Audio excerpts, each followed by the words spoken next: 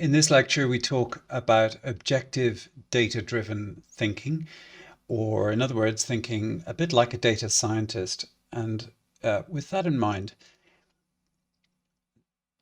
when I talk about this objective data-driven thinking, it's really all about understanding which information is useful to assess the probability of a given outcome.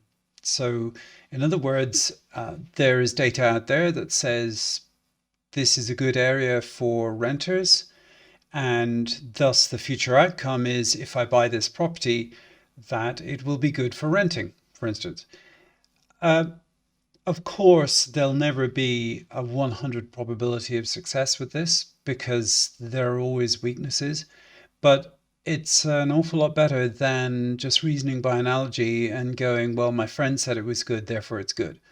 And one of the reasons I really like using this data, the government ONS data, is because it's really, really well funded and important. So let me just change that.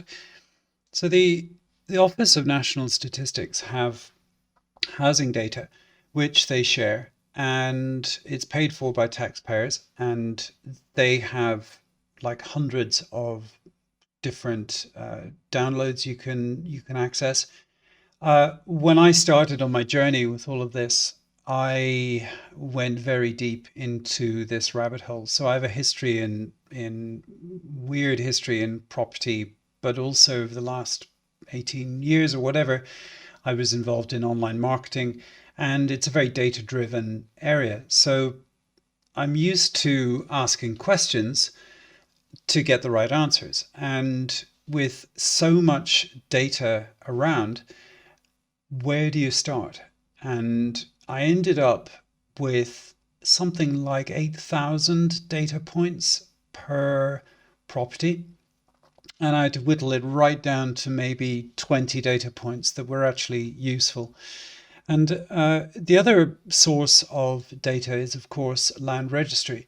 Now, what I've found is that their data is useful, but it's thankfully it's processed by Office of National Statistics, and they then come up with their interpretation of this information. So this isn't land registry data, but it's an example of, let me just open this here.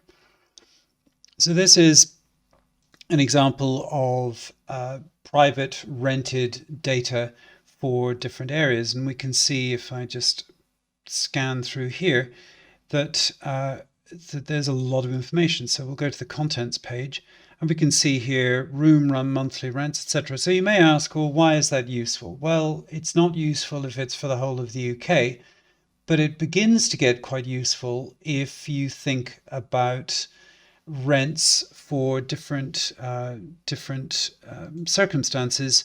For example, let me go 2-bedroom monthly rents for local authorities.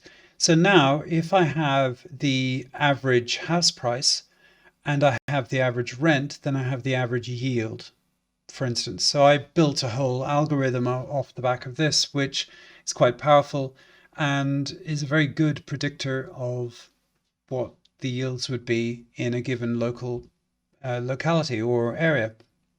But this is just an example of one piece of data.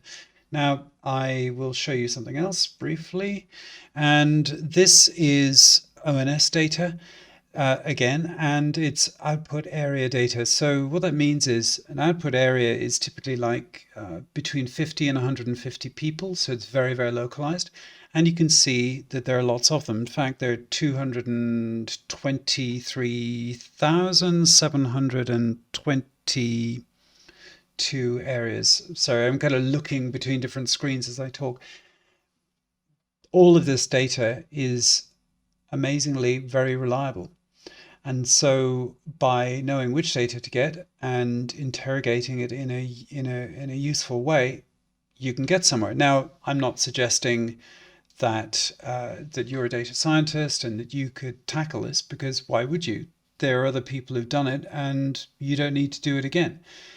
But one thing I would say, going back here, is that if we look at this, when you start defining the problem, i.e., the problem is I want to know where the best rent yield is. Well, there's a data source for that. My favorite is PropertyData.